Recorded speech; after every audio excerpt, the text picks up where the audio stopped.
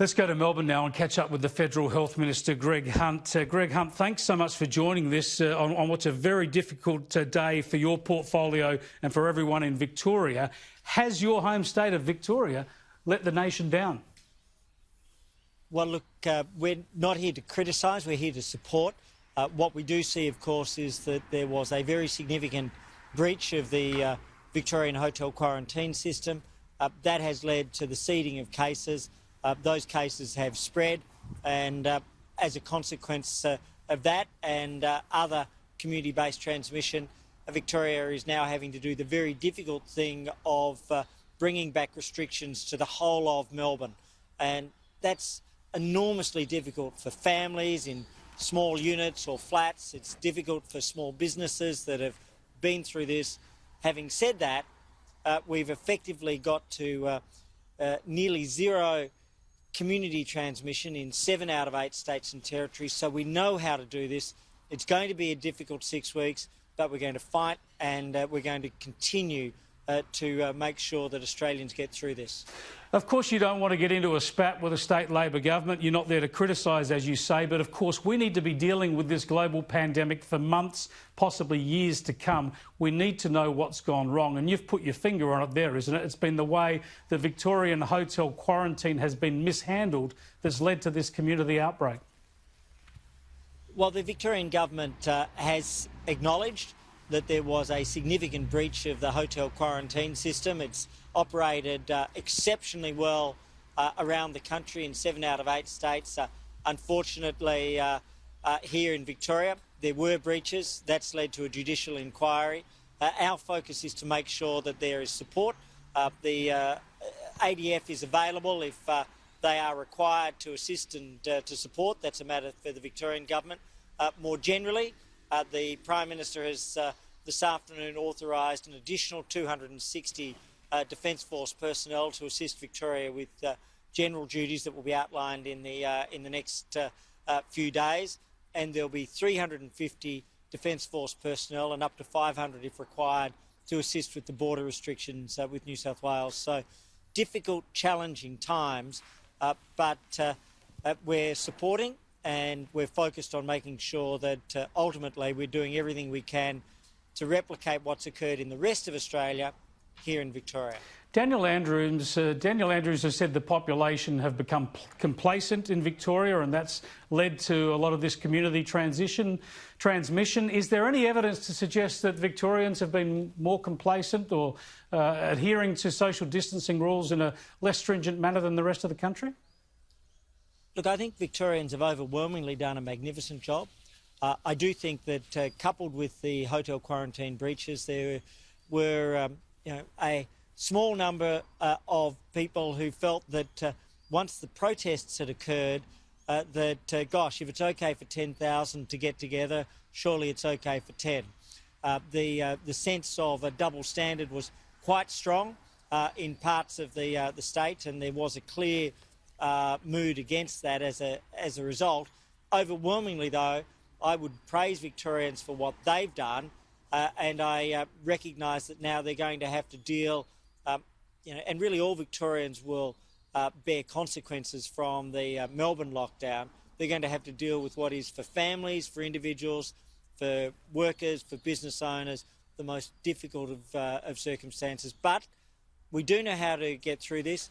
We are now prepared in terms of our hospitals, our PPE, our testing, and we're in a stronger state than we were, but we have to confront a very significant outbreak. If there's a lesson there in quarantine, is there also a lesson when it comes to public gatherings, that if you're going to ban mass gatherings, they have to be banned for all rather than to allow exceptions and therefore perhaps, as you say, lead to a diminishment in community commitment? Well, the Prime Minister, myself, Brendan Murphy, the Chief Medical Officer, we were absolutely crystal clear about all of those public gatherings all around the country in relation to anything which was breaching the standards. It was particularly risky in Victoria because of the underlying community transmission which had not been fully suppressed here. It wasn't in the position of some of the other states, so it was an additional risk in terms of the messaging. and the behaviours that some took from it as a result. Having said that, given that we are where we are, these difficult restrictions, now we have to work through it. Commonwealth support in terms of the military to assist with the general duties, the 260. The offer is there if more is required for tracing, for testing, or for hotel quarantine. We're simply in the business of supporting and assisting each and every state and territory as challenges arise, and it's Victoria now. It could be anyone, and we're all going to have to live with this virus for a long while, because around the world every day we look, and as challenging as it is here, we still need to be very thankful that Australia has achieved the extraordinary results. But right now, our thoughts and our focus are with Victoria. Oh, absolutely. Outside of the Melbourne metropolitan area, you essentially have no community transmission in this country at all at the moment. Are you confident that this can be contained, or is it almost inevitable that we've seen some infections now shift out of Victoria or into other parts of Victoria in the last few days, and in fact could be still shifting out over the next 6 hours or so before there's a hard border shutdown? Well, nobody can give any false guarantees on that. What we are able to do is to test, to trace, to track, to isolate. We have in place those systems. Right now, one of the most important things to occur in Victoria is for each case, every day, to be followed up in terms of contact tracing. So the national resources with regards to other states, other territories, Commonwealth support are all being put in place to assist Victoria to go through that, where there has to be the standard of each case every day. And that's absolutely what has to be achieved. The Housing Commission towers that have been sealed off in Melbourne, in the inner city suburbs, are you happy with the way that has been handled? Is there a better way to deal with those discrete outbreaks? So the idea of localised isolation was something we set out in February. We talked about rings of containment.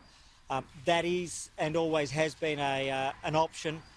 So I recognise that very difficult decision was something which did have to be made. We are not critical of that. What is fundamental is that all possible support is given to those residents, and that it's as brief as possible whilst that testing is fully carried out. So all possible support and as brief as possible. Now, is contact tracing up to speed in Victoria? Has it been as adequate as in other states? And are you still frustrated by a lack of public uptake when it comes to the COVID app? So very briefly, in terms of the app, it's just over 6.5 million downloads. We'd continue to encourage people. That's well ahead of our expectations for this time.